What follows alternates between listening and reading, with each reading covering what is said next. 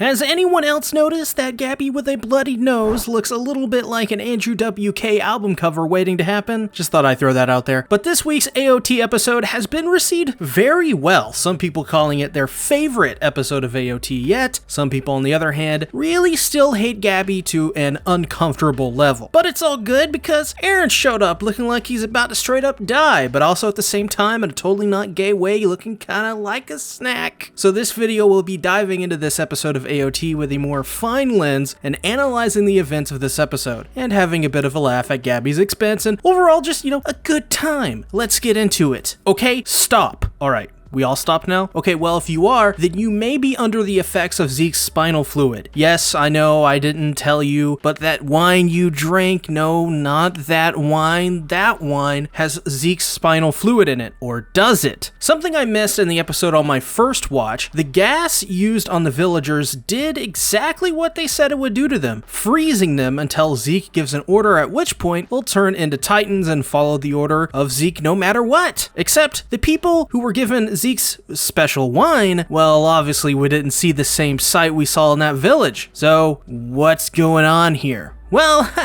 I've got some wild theories and speculation for you. Something Satsuki the Savage brought up on the King of Anime podcast is that Yelena lied about the wine from the very start. If that is true, then why tell Nicolo to give all of the important military officials this wine? Well, I think it could be to potentially rattle and corner Paradis even more. If you throw everything at a wall, something is bound to stick. That's the idea I've kind of been going with. Now, they may have found a way to delay the effects of Zeke's spinal fluid in the wine, or alter it to where it won't freeze people. Or simply, the one in question had select bottles with Zeke's spinal fluid in it, which if that is the case, maybe Falco was one of the people to get that batch, and if so, by the next episode, we should be seeing just exactly the effects of this wine, and if it was all a lie by Yelena or not. But even then, you can't help but scratch your head at the possibilities and reasons to why the wine hasn't taken effect in the same way it has before. But speaking of that wine, it seems even Aaron knew about this wine and chose not to act on it. Though this does make sense, as Aaron is the one who sought out Yelena and had a meeting with her. So I don't think it's all too shocking to expect Aaron to even be behind this plan from the very beginning along with Zeke. But we do have to bring up Flock with his shit-eating grin. Jesus, God, I hate this guy so much. Can we just throw him into a volcano? Like, this guy has been more annoying than Gabby has, and for people that say otherwise, they're probably just as blinded as Gabby is brainwashed. From the very start, even in season 3, he had that small tinge of annoyance, just that little bit of arrogance, despite him having a valuable opinion on who should live, Armin or Erwin. But goddamn, since then, he's been the absolute worst. Such an asshole. Though I do wonder about Flock's involvement with Aaron and overall the story so far. It makes me think that Aaron may be using Flock as a means to an end rather than actually caring about this guy or his beliefs one bit. These guys didn't exactly like each other in season 3 when Flock chose Erwin over Armin. So why the sudden change to recruiting Flock to his side? Well, obviously the first thought is that things have changed for Aaron and Zeke. They need anyone they can get. But even on Flock's side, how the hell did he go from choosing Erwin to choosing Aaron? In the same way that Aaron is joining Zeke, it's also very confusing to me at the moment, and I don't have many theories on why these two would join up. But I do think Flock may be a character we see die a brutal death, and that's because throughout the series so far he has shown a severe lack of respect for civilians, aiming to just, well, basically murder them if they get caught in the crosshairs of battle. It actually reminds me of a classic film, The Green Mile, in which Percy Wetmore, played by Doug Hutchinson, is the biggest asshole throughout the film, and by the end he gets what he deserves. I could foresee Flock being the Wetmore of this series, or, just like a general punching bag by the end. But what are they going to do with the rest of the Survey Corps? Obviously, Aaron is going to have to chat with Armin, Mikasa, and little old Gabby, but what about people like Hange and even Onyan Compone? What is the next logical step with these people now in captivity? Well, I think it depends on how the conversation with Armin and Mikasa goes, really. Let me explain. I think Eren is going to go all out in the next episode trying to recruit Mikasa and Armin, but as well the Survey Corps. Methinks that Eren believes the Survey Corps, backed by the government in their current form, isn't fit to win against Marley, but as well will, if they even do win, make the same mistakes the previous generations have. But there is a missing key in all of this. The last episode, Annie was shown once again in this season. I think Eren wants the female Titan, or he wants to awaken Annie to join their side, and their conversation may have something to do about Annie and Eren's plan in that regard. I theorized previously that Annie would join the side of Paradis because, hey, why not? It would be a really cool twist, and I could see there being a good reason for Annie to do so. But obviously you can watch my previous video on that to get my full thoughts on that. I won't go back over that in this video. Moving on, we've got to discuss my favorite topic of Attack on Titan when they're on screen, apparently. Falco and Gabby. This episode once again featured lots of development for Gabby, which I'm always on board for. The gist here is that Kaya and the Blouses brought Gabby and Falco to the restaurant to have a nice meal, but because of the word going around that there was a Marley in there, Kaya wants the two to get back in touch to return to Marley. Except things don't go too well. Going to talk to Nicolo, he quickly figures out that Gabby is the one who killed Sasha, and in a rage, he grabs the bottle of wine and smashes it over Falco's head. Man, this next scene to me is just a great example of why AOT is so good. So Nicolo brings the two kids to the Blouses table and reveals to them that yes, this child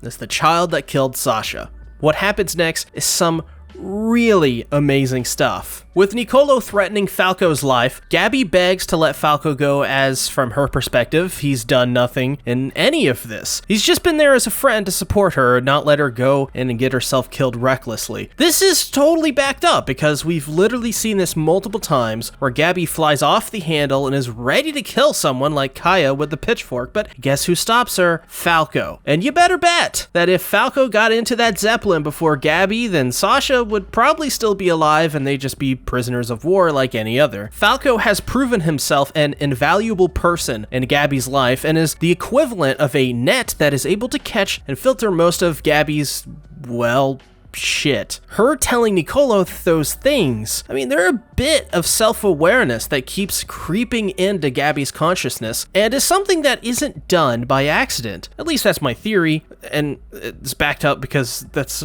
what it takes to make a good story, but because Gabby isn't a character you keep static, this is a character you beat down repeatedly, sometimes literally, until we have this moment of clarity where the character in question becomes something more. That's Gabby, and this scene is one of many small steps and hints of Gabby starting to grasp her self-awareness. As Nicolo goes on about Sasha and what she meant to him, this shows how much his death hurt him. Sasha saved Nicolo from the war and taught him happiness through serving food to others. I mean, that's just heartbreaking. Nicolo was genuinely in love with this girl, and he found the one person who made him happy and confident in himself. Of course, we know what happens after that, but Nicolo tells Gabby this, and Gabby's response, well, it's typical Gabby stuff. Though I think many people will not really pay attention to what Gabby has to say here, because if you don't understand why Gabby is so brainwashed and fucked up, these next lines from Gabby are her whole character just like in this neat letter, sealed, signed, and delivered. Gabby's reasoning for killing Sasha is because Sasha killed her people.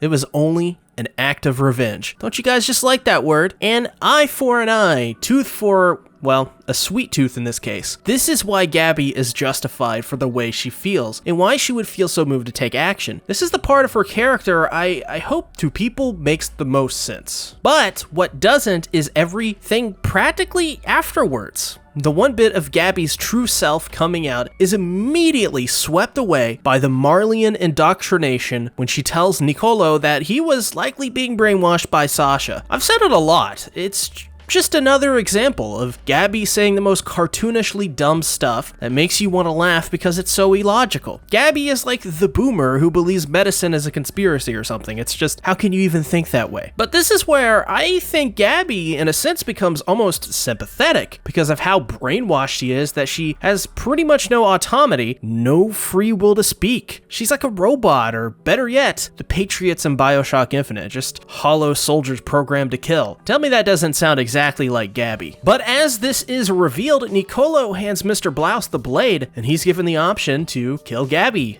but he doesn't. A beautiful moment of, the keyword of the day here, self-awareness. Blouse shoulders the burden and tells Nicolo that it's up to the adults to shoulder this stuff for the younger generations to come. This is such a beautiful, beautiful, beautiful moment that paints the picture of a man who's destroyed at her daughter's death, but instead of finding someone else to blame it on, simply refuses to feed into this cycle. This is a lot of what AOT has turned into. Well, a cycle that keeps going and going, and at this point, I'm not too sure if anyone has the guts to shoulder the burdens for future generations. Because at the end of the day, the hardest part is just letting go. It's so easy to keep going and going, but it takes self-awareness and courage to let go of something like your daughter dying. Trust me, I know, I've been there. To end Gabby's involvement in this episode, she has to sit down with Mikasa and Armin, and I love how she immediately pushes her own feelings and ideas of the world onto Armin and Mikasa, as if everyone thinks the same way she does. I mean, she's just 12 after all. Of course, if she's lived only a life as a trained soldier taught to think her own race are devils, then obviously she wouldn't be grounded in reality even if she wasn't a soldier. She tells Armin that they must want to kill her for what she's done, but Armin and Mikasa, they don't want anything to do with that. This scene is really simple, but speaks volumes more of Gabby's circumstances than I